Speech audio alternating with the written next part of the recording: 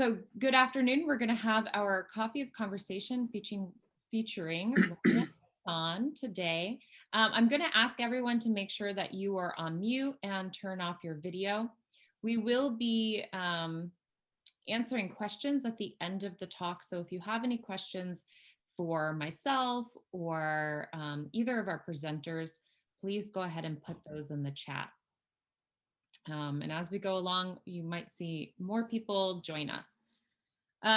So the James Renwick Alliance for Craft is a nonprofit organization, membership-based, that is really dedicated to fostering public appreciation, connoisseurship, and education about American craft.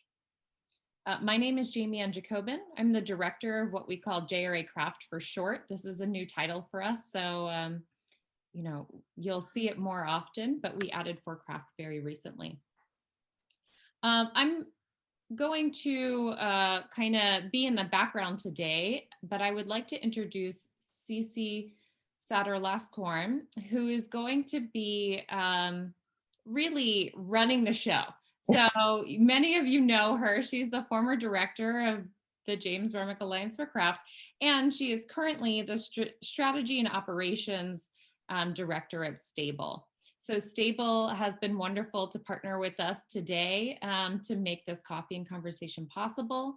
And without further ado, Cece, I'm gonna invite you to join us and tell us a little bit about Stable and also about maybe introduce Rania before Q&A. Sure. Hi, everyone. As Jamie Ann said, I was the former director of the JRA. It's really nice to be back. I want to thank Jamie Ann and JG and the programs committee, Tim Tate, I don't know if he's here, for inviting me to participate. I'm really excited for this conversation today, especially I met Rania through the JRA, and I've been very excited to see sort of the evolution of her work. So when the opportunity came up to have a program with her, I happily volunteered. I'm very delighted to see some familiar faces and also some unfamiliar faces. I'm delighted to see that JRA is growing, and especially under Jamie Ann's leadership. So without further ado, I want to introduce Rania. To the format today is going to be pretty casual. We're going to have a conversation. Rania and I haven't actually seen or spoken to each other in a long time, so you're kind of just going to be, it'll be a little bit like eavesdropping on a conversation. And we're just going to talk a little bit about her recent work, how it's evolved from, especially since she had a recent project that was a major outdoor installation. So really excited to hear how her work has evolved in the, I guess, 10 years now since we first met. Can't believe that's how long it's been. And then at the end, there will be time for questions. So as Jamie Ann said, if you have any questions you'd like to ask, please feel free to put them in the chat. So I know you're all here to hear from Rania, so I'm not going to say too much, but without further ado, I just welcome Rania. Oops, I clicked the wrong button. Hi Cece, hi everyone. I'm so excited to be here today. It's good to see you all. Thanks for joining us. And yeah, so I guess I just want to start off this, last year has been unlike any that probably anybody has experienced. So how have you been doing? Like how did pandemic sort of affect your work, if it did, if your practice at all, and how are you doing now as we kind of are moving past year one and it's getting nicer again, and hopefully there's a light at the tunnel with people getting vaccinated. So just want to hear how you've been doing. Yeah, it is exciting to see spring is back again. So that's something to look forward to, definitely, especially after a year of this. I've been doing well. I sort of started the pandemic lockdown with some big projects already in place. I had a public art piece that I was working on, as well as an installation for the Kreeger Museum. So there were already deadlines in place that I was working towards. Early on, I sort of thought like, you know, we have all this time, what can I do with it? And so time became a material that was kind of foreign before. So I started to look up different ways of doing things. One of the things I picked up on was I got a sewing machine because, like, you know, I of course made masks like everybody else did. And then a knitting machine as well, which was interesting because my work is all hand knit, but I was curious about knitting machines. And so I picked one up to try out some stitches. And I haven't used the knitting for anything, but the stitches have definitely inspired drawings and other future projects. So that's been an exciting thing for me. Awesome. So for those of you who are joining us who are not as familiar with Rania's work, I have in my background a shot from a gallery, and that's, I would say, how I was introduced to your work, sort of smaller. I actually do have a show and tell, hope people can see. But this, oh, my background is, so this is a piece that I got from you back, the date on it is 2013. So it's this tiny little work on it's painted on wood, and then you have a little, the dress is knitted. And I love this piece so much. And that's how I first learned about your work. It was on a smaller scale. And then I know that you evolved to doing much larger scale hand knit work. Jamie Ann's gonna show, I guess, the first shot from the Arts and Industries Building. Yeah. Yeah, when we met, my work was scaling up, but I was still always including the knitting and painting. So that was like a consistency, even though the work was going up. And I started doing small pieces because one of my biggest inspirations is knitting and the knitting community that surrounds it. I find like the threads of knitting to be really inspiring. From a single thread, we're using the same techniques that so many generations before us used, and we can make anything. So like this shot from the Smithsonian Arts and Industries Building, it's a piece suspended 40 feet from the ceiling. It's all hand knit and it's all one continuous line of thread. So for me, that's super inspiring. And when I started doing my work, I was doing small works that I'd be able to mail them to people all over the world. And then even as my work has scaled up, it still is pretty condensed. Like this giant piece actually folds down to fit in my lap. So wow, it's gigantic, but it actually folds down pretty small, which is great. Great. So this is another shot from the same piece. This one. So you did all of the knitting, the hand knitting yourself? I did all the hand knitting myself. I even made the threads that connect it to the ceiling. Oh, wow. And the threads that I'm using are super fine threads that are silk, stainless steel, copper, bamboo, linen. And then the color shifts that happen are all done by switching out colors. I'm not actually dyeing anything here. Oh, wow.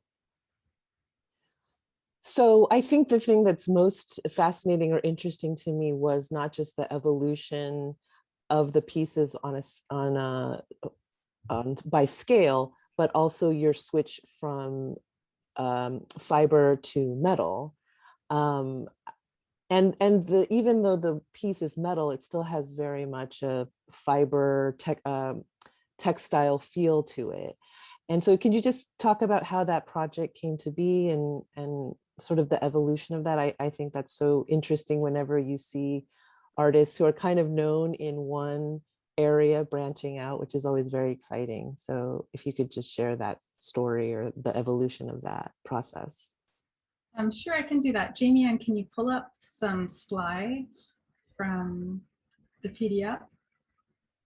So can you move earlier, one shot earlier?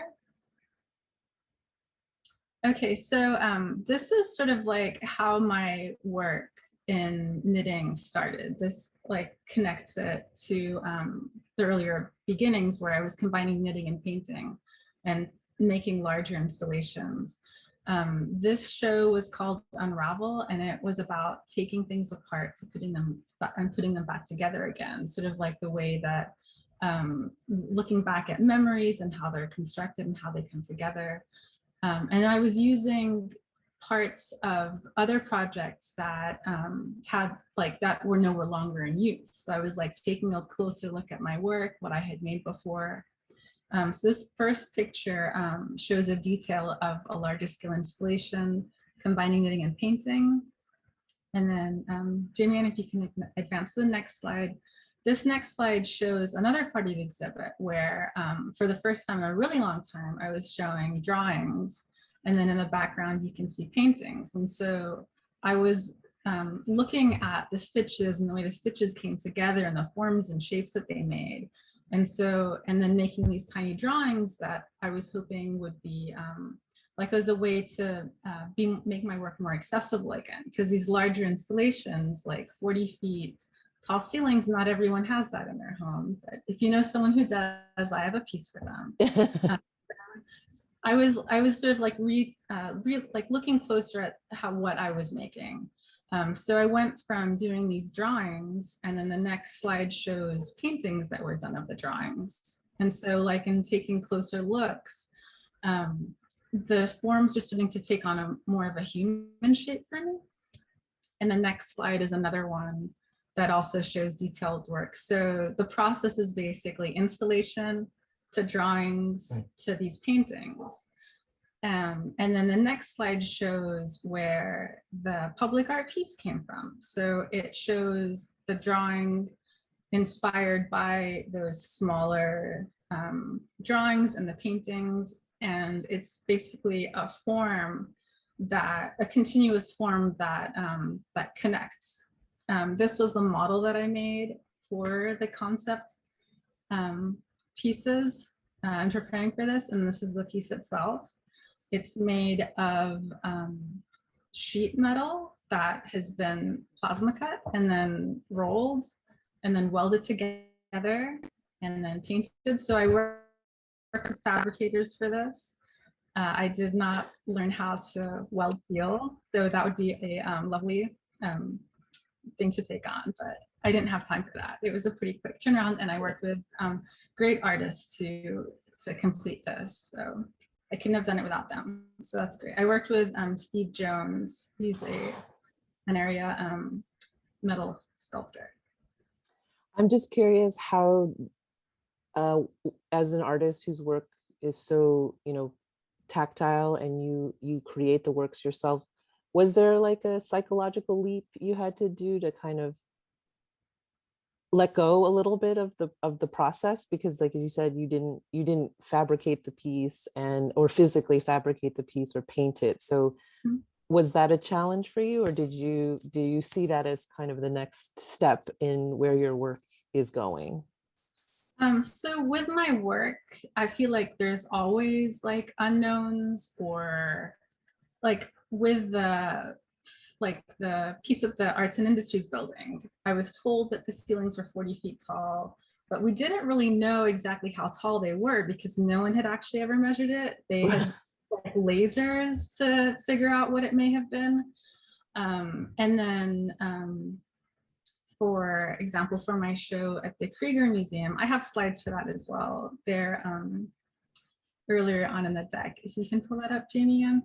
For that piece, this was a piece that I had met like in the space July, so right after the Arts and Industries piece. So it's July 2019, did a walkthrough, and then the pandemic started a few months later. And so I was working from like architectural measurements to figure out what the, how it would fit in. And then even with that, it's like I'm working in my studio and then taking it to the site to install it. And I don't know exactly if it's gonna work until I'm there.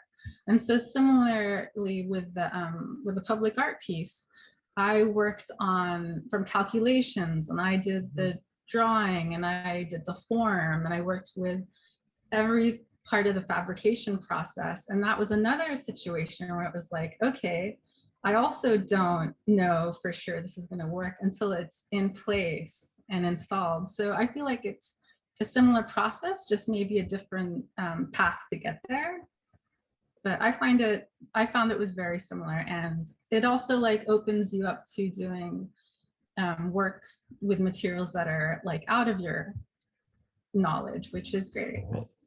So you already feel a certain level of unpredictability is already built into your process. Yeah, it's already built in. And then I also have a background in design, and then in school I was really interested in maths. So it kind of ties into the process a little bit.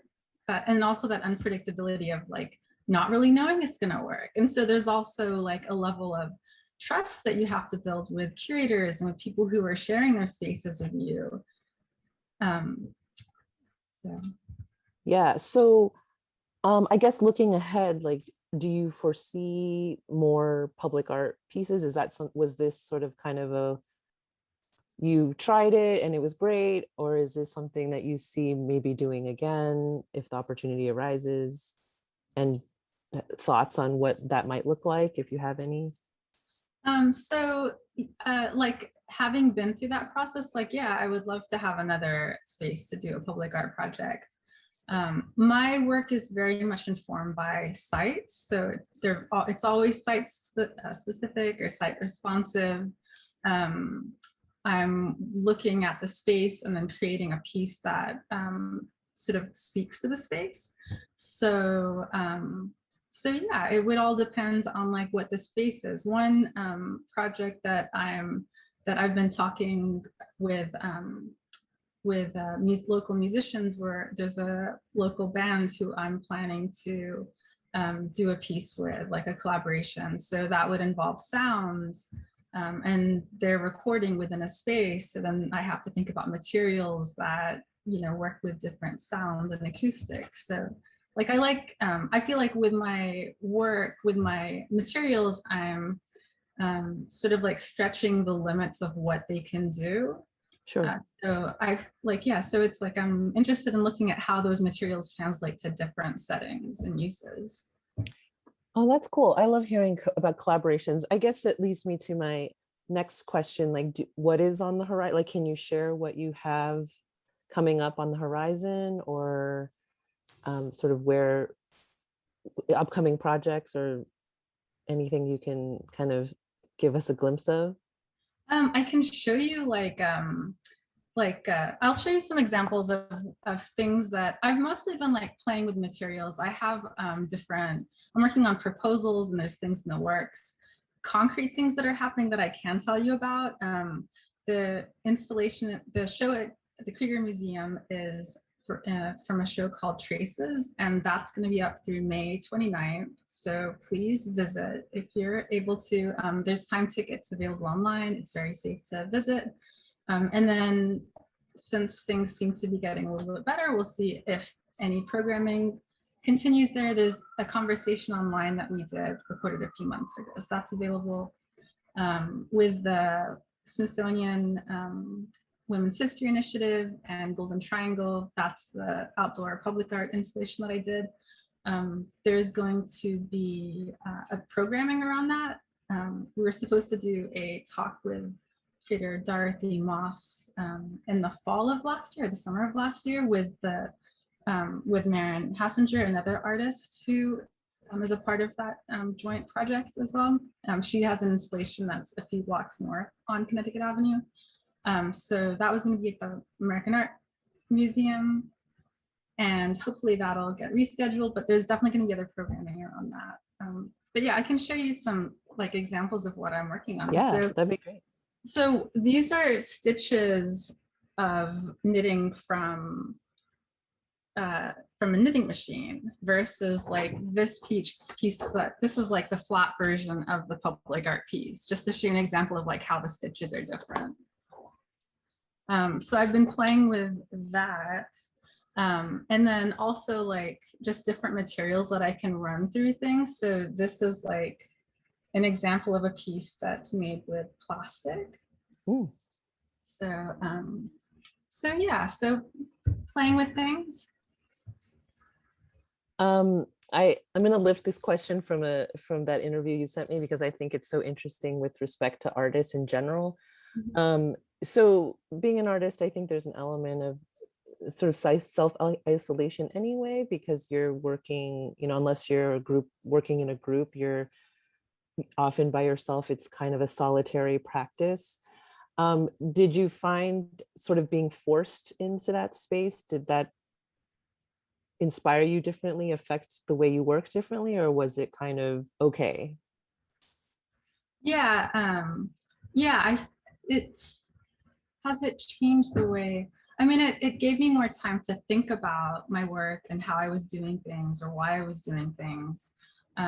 So it definitely influenced it in those ways. I feel like artists are like champions of self-isolation. Like our work comes, or at least my work comes from like repeating the same thing over and over again, which is maybe thinking the same things through over and over again. So for me, it's like, there's like, I feel like it's a way of being creative about finding those connections. Because I definitely do miss like those moments of connection that I used to get, and the synchronicity, which isn't quite the same when you're by yourself working on things and deadlines. So yeah, it's I feel like in the cycles of it have been different, like early pandemic, like easing in. So there's definitely been different cycles even within the past year. I'm going to jump in too because we're getting a lot of questions. Yes, I see that. Yeah. And I know one of them was about your process, Rania, and because you had just showed us kind of some behind the scenes things that you're working on, maybe you can share a little bit. So specifically about what size needles you're using, or some of that nitty gritty for our artists that are here. And there was a question about how you chose the inspiration for the color for the sculpture piece, the outdoor piece, which of course would be really interesting to hear how you arrived there. Such a bold color, given it is a bold color. Well, I think of the work, like I feel like that when I was like focusing more on the details of my drawings and the paintings, I felt like the knitting took on a flesh-like appearance. Like to me, they almost look like bodies. And the highlights, I have one of the pieces here. So I was highlighting it in pink already. And so for me, that was a progression of my work to make it a bold pink piece. The outside is a lighter color than the inside. And it will be up through 2020 through next year. So hopefully everyone will get a chance to visit. And then in terms of my, the fibers that I use, they have a little bit of, they have a really fine thread of stainless steel or copper going through them. And so that helps add the structure. So like the piece that Cece held up earlier has, like it keeps its shape because it has a little bit of metal in it. So yeah, my work, so metal isn't really new in my work. It was been in there. For the piece at the Arts and Industries Building, there was a big pile of gold leaf at the base. And what was interesting about that piece as well was that it was responsive to the environment. So if people were walking around it, it moved a little bit, which was cool. Yeah, I would love to make another piece that sort of incorporates like participation like that. There's a question about influences. So any artists or teachers that you've had who really influenced your work or your process? So my interest in fiber arts originally starts with my grandmother. I grew up watching her crochet like the finest of things. And she also used really fine threads and really fine needles and made things at all scales. So everyone in the family has something from her, whether it's a table cover or a whole bedspread. So she was like my main influence in thinking about fiber and how it connects us, and like how cloth holds memory, and then is like relates to all the generations that came before us. That's sort of my interest in knitting as a subject. What was the second part of the question? Other artists who have influenced you? Oh, the stitch that I use in my in my knitting installations comes from Mary Walker Phillips. She's a fiber artist who made amazing work. And then what's cool about the stitch that I use is called a fancy cross throw. And what makes it different from just straight knitting is that the lines, it ends up, the form of the knitting ends up looking more like lines. So it's very linear instead of like crosses, which is how typical knitting usually looks. Do you use one stitch throughout all of your work? Is it the same stitch? Yeah, so that was the thing that came up with the knitting machine. Like the knitting machine just does a very basic stitch. And if I was going to manipulate it to do this one stitch that I do by hand, it would be much more complicated than just knitting it all by hand. And just in terms of like numbers to give you an idea of process as well, the piece at the Kreeger Museum, the red piece on the staircase, that piece is made of 40,000 stitches that were all hand knit. And then the piece right before that at the Arts and Industries Building, that piece, I think I stopped counting at 44,000 stitches. So that isn't here. And that's all hand knit. It's all the same stitches, but I just changed the lengths of the stitches as I'm working on it. How long does that typically take you? Like, how long do you have to give yourself to, I'm sure you've gotten much quicker, but just to give a sort of frame of reference, how long does that usually take you? A long time. With the Kreeger Museum piece, Liminality, with that piece, I tracked my the stitches and the numbers and the time more carefully, but there's only so much I can even do in a day. Sure. Because otherwise, like, I have to take a few days off. Right. Like, I'm not able to work. So I tried to, like, for a while, I would use like records as a way to time. Like, I know that, okay, like in 20 or 30 minutes, I have to stop and take a break. So I'll often set timers to make sure that I don't overwork myself. But Sure. yeah, so it's over big spans of time with lots of breaks. And audiobooks, a lot of audiobooks. Oh, I bet. Yeah. So there was a question about the spider piece, I think at the Kreeger. What was the basic shape before it got sort of stretched out?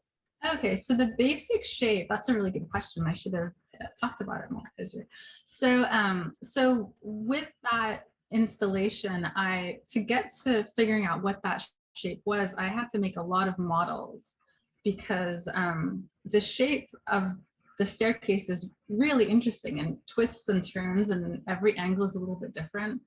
And so what I found was that the shape was basically a circle that's cut and then twisted in opposite directions, kind of like and then when you're standing on the threshold, when you're standing at that main level of the staircase and you're looking up, it reflects into the below exactly as it is above. Oh, okay. Yeah. So that was, and then also like as you walk around the space, that's how you experience it. It's almost like you're making it move as you walk up and down the staircase and seeing it from different directions. So yeah, circle, twist, cut in half, and then twisted. So it goes in both those directions. And so you said you had to make this based on architectural like schematics because you couldn't do it in the space? Right. I was working from architectural, like the architectural renderings that were used to build the museum. Wow. So, and then taking measurements from that and figuring it out from there. I had been to the museum, of course, before and visited the site. This is also the first time that the staircase had been engaged. Mm-hmm. So there was the extra excitement surrounding that as well. It connects the 3 floors of the museum. So is there like a mathematical process to that, or is it just you have, I think about, so one of my favorite artists is Agnes Martin, and I see the similarities just in the technique, because she had these very meticulous drawings by hand, and they were based on these sort of formulas. And I see a little bit of that connection in that it doesn't look as random, right? It's not as random as it might seem when you do like a knitting or a knitted piece. And so I'm just curious, like, do you, in your mind, is it like, okay, for this amount of space, it requires this many stitches? And how did you adjust? Like, did you just get it right when you looked at the drawings and you got in there and it fit? Or did you have to make a couple of adjustments? And how was that process? All right, so it was all very calculated because Okay. I had to have it exactly perfect so it would install Right. easily, right? So what I found, I did like lots and lots of models. So I started with paper cuttings, and then I made a string and cardboard model to see it more 3D. And then I made a rendering of it using like a 3D pen to see what form it would take. And then by looking at the angles and the measurements, I found the measurement that it would have to be on the inside of the piece. So the inside of the piece is basically a loop like that to the outside of the piece, which is just a big circle that a circle and a half. Right. So I took the measurement of the inside and the measurement of the outside, and then based on a swatch. So I do like a knit piece using the needles that I'm going to use and the threads that I'm going to use. Right. And based on calculations from that, I calculate how to get from like that inner measurement to the outer measurement. And so if I remember like correctly, like the inner space was maybe like 300 something stitches, to the outer edge was going to be 1,000 something stitches. I don't remember the numbers right now, but right. And then I had to calculate how many rows there was going to be, and then based on that, figure out. So yeah, it's a lot of numbers. Yeah. And are you naturally, do you have a natural inclination for numbers? I'm not a math person, so that to me sounds like that's a lot of math, but does your mind can you make that that calculation pretty easily? If I'm working from like models and things like that, sure. But it definitely, like, the models are what helped me see it. Like I didn't see the space until I actually had like physical renderings of it. And then yeah, I do like maths and problem solving. Yeah. Oh, that's awesome. Just a couple of questions. Well, someone at Jeannie Montgomery asks, how do you make the stitches long? Oh, I make the stitches long by throwing the needle, throwing the stitches around, throwing the thread around the needle to make it longer. So it's like a, what do you call it in knitting? There's just ways of like wrapping the needle around. It's basically wrapping the thread around the needle, but with a fancy cross throw, you're like crossing it around the needle. So that's how it keeps that like ladder shape instead of the cross shape. And then someone asked about, with the same piece at the museum, the palette in relation to the site and what the colors were riffing on, like vis-a-vis the architecture. That's from Sarah Tangy. She wanted to know about the palette. Sarah's the curator. Oh. Hi, Sarah. Good Welcome, to have Sarah. So the colors were the inner edge is red, and then it goes out to gold towards the edges. And I wanted to sort of call out to the colors in the space. There's that red staircase that is pretty important in terms of the color palette. So I sort of wanted to draw that in. And then also when you look at the piece from above or below, you see that sort of red core as well, which is really interesting.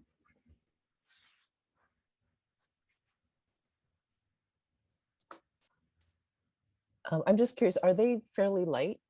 Yes. Yeah, that whole piece. Oh, I don't even know if it's 5 pounds. And then the piece at the Arts and Industries Building, that I don't even know that if that was 10 pounds. Oh, wow. They're really, really, really light. And then with like when I'm working with these historical spaces, there's a lot of like building restrictions or rules that come into play. So with that, they were very concerned of like how the piece would attach to the different spaces, how much it weighs, flammability. There were all sorts of like rules and challenges that you have to work within, which I really enjoy. So yeah, so that's an interesting, because before this call, Jamie Ann and I were talking about affixing and like the process. So what is your process? Just getting very like granular, like, do you tie the pieces? How do you affix your work onto sort of surfaces? Oh, I do it so that you can't tell how it's done. Right. And I was going to mention that you can never tell. It sort of just looks like it's growing out of the space. And so I'm just curious how you are able to do that. Okay, so with my earlier works, the way that I attach the knitting to like I started with attaching it to canvas surfaces. And so that was pretty basic. You're like stitching into canvas. Then I started stitching into wood. So my surface, like the piece that you have there, is wood. So I would use like really fine drill bits to get a hole that's only big enough for a needle to pass through, and then you can't tell how it's done. Wow. The piece at the Arts and Industries Building, that was tied on to the stairwell. No, that was tied to the ceiling. There were, and it was installed by art installers who worked on a like a really tall lift to get it up there, and so they tied it on. For the Kreeger Museum, I made the attachment points to mimic the color of the staircase, so they're kind of hidden. And then I stitched, the threads into it so that you can't see it. So that's like the evolution of hiding connection points. Jamie Ann has a question. Jamie Ann, do you want to ask your question? It's also about the Kreeger piece. It's not. It's about the arts and industry. Oh, Arts and Industry Building. Excuse me. And I specifically was wondering about kind of your inspiration for that piece, because it's a little bit different in that it's not only fiber. There's kind of other components, and it seems like there's I don't know, maybe there's a concept of time or so if you could talk a little bit about that piece, and I can put that back on the screen too. Yeah, sure. So that piece is the first time that I made a piece that was completely fiber and there was no painting in it. And I don't think that really hit me until the piece was already up. And I'm like, oh wait, there's no painting in this. Unless you count the like underpainting in the gold at the base. That piece is called Path 7. It was part of a line of work that sort of talks about like the paths and how like the delicate threads of like directions presented, journeys, and where we are like right now. It was inspired initially by something called staircase wit, or like the things that you wish you said or done, but it's too late. And that sort of like evolved from that into being about paths, and like where you are right now is like exactly where you're meant to be. And so for me, this base, you don't really, it wasn't a piece that was like a lot of my work, you don't see it unless you're paying attention to it. And then as you got closer to this, the gold is reactive to like the environment. So if there were a lot of people walking around and the gold was shimmering more, it was actually like I'd installed it so that it moved. And then, yeah, so it sort of, that's like the background of what inspired that piece. And that's like the last one I made in that series, and also the biggest piece that I've made. So exciting.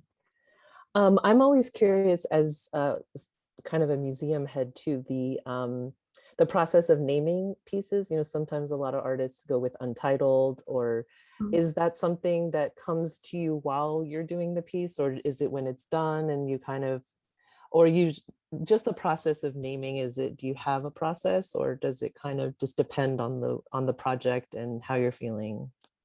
I think a little bit of both. Some pieces come with a name pretty early on, and then some I come up like as I'm thinking about the piece. Like Paths was a part of a series, and that was a seventh one. So that was sort of Mhm. like a more specific transition. Marker is like sometimes I'll use terms that are related to knitting. Mhm. So like marker references, like stitch markers are used in knitting to hold place. So that sort of reference is something else as well. Um, Unravel, that probably came pretty like as I was collecting the different things together, that's where that came. Liminality at the Kreeger Museum, that was maybe one of the last things, like, okay, deadline, I need a date. Right. What is the space? It's a liminal space. How do I, Yeah. and then forming like what is the piece about? And so I go into like the details in the background and what it's saying, and the name Yeah. comes to. So it depends on what the piece is, but Yeah. yeah. There was a question about the gold at the base of the piece at ANI. ANI, is it gold leaf, or is it? Yeah. It is, okay. And that's also part of you envisioned that as part of the piece? Yeah. It's that piece.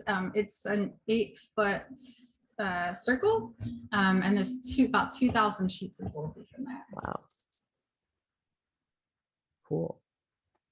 Um, do you, when you are, like, when you're sort of feeling, I'm always curious about the artistic process too. So like I guess the artistic equivalent of like writer's block, do you do something else completely to help you focus, or do you kind of push through, or do you take up something else entirely? Like, do you go paint something? Or I'm just curious um how you stay kind of focused, or how you're able to produce as much as you do, given that there's a level of sort of monotony to the work that you have to do. Like you said, you have to take breaks and all of that.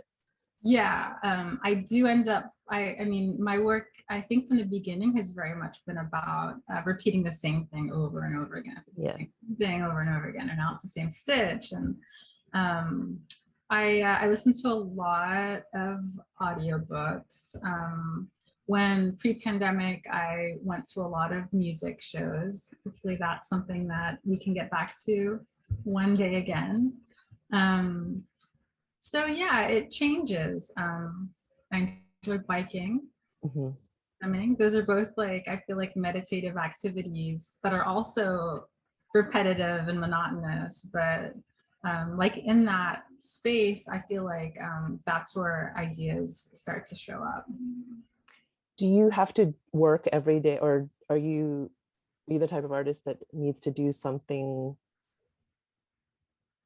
type of art every day, or do you have moments where you step away from it and leave it and come back? Or So the work,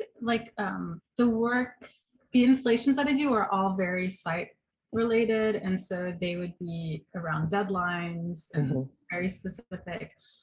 With the pandemic, I have been drawing more regularly, which has been really nice. So drawing the stitches, which I used to draw from like actual stitches, and now I just draw lines without looking Mhm. at anything. And that has been fun. And they've become a lot more colorful than the ones that I started with. Yeah.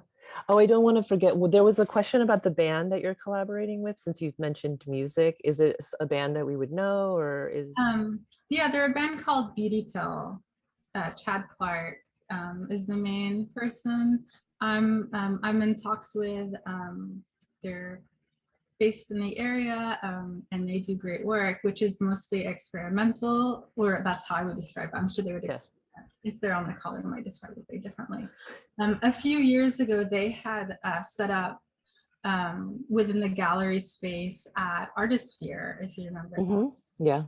And so they were working on recording while as like visitors, so visitors could see them while they were working on something. And so we're figuring out what how our collaboration is going to look, and it's probably going to be like related to the space that it's in, because everything is very site specific. But it might be something in that, you know, a continuation of that world. So, but would include an art, more of an art installation component to it as well. So not so much they're playing and you're knitting in real time kind of thing. Yeah, I've done work that's performance based like that. I did have an installation at at Artisphere. Right. And it did include like a component where I was in the space knitting as the visitors were there. But no, this is probably going to be more, I don't want to call it set design, but it'll be like an installation that they're inside of, is like maybe how we're talking about it. Cool. I just wanted to hop in for a moment. So if anyone has any last minute questions, yes, now is the time to ask them. I think we're all going to be really excited for this upcoming installation, Rania. So thanks for sharing that with us. Yes. And I also did want to go ahead and put your final slide up in case anyone has questions for Rania after this talk. She can be found. And I think I also put the link for her Instagram in the chat box. So if there's any last minute questions, feel free to reach out to Rania, or, you know, if they're short, we can accept them in the chat. And then Cece, did you have any other last question or last statement before we conclude? I'm trying to think. I think I'm just really excited. I'm so glad that we got to reconnect. I'm so excited to follow what you have going on next. Would love when we're, you know, able back into the world, you know, see a piece. I'll definitely have to check out the outdoor sculpture, but this has been so wonderful. Thank you so much, Rania. Thanks for having me here. It's so great seeing you again, and everyone as well. Thanks for the questions. Yeah, and of course, Rania, we're so happy to have you. And Cece, we cannot thank you enough for, you know, all the years that you've put in today, but also just being here with us today. So thank you both. I do want to end with just a few upcoming events that we have at the Alliance. So I know that there was a number of questions about our trips, so I put a link in the chat. We are gonna hopefully start doing on in-person programming again this fall, so stay tuned for that. And April 24th, which is coming up very soon, we have Kate Kretz, who's also a DC-based artist who often works in fiber. So she's part of our Distinguished Artist series, originally planned for last year, but she's moved to this year with COVID, and I think we're in for a treat. So that will consist of a workshop and a lecture, and the lecture is free and open to the public. So we invite you to join us for that. We have a virtual trip to DC, April 27th, and I apologize, I'm cheating and looking at my notes for all of these. May 1st, we have a virtual collection tour of Carl and Jan Fisher. So if you're interested in, you know, people who purchase works by amazing artists like Rania, please join us for that. And then also worth mentioning, on May 11th, Caroline Kipp, the contemporary curator from the GW Textile Museum, is doing a talk about a vision for contemporary textile art. And I think that's going to be really interesting, kind of her ideas about what the collection of the Textile Museum could look like, or maybe any collection of textile art could look like. So thank you all for joining us again. Rania and Cece, thank you so much. Thanks to Stable. We look forward to seeing everyone again soon.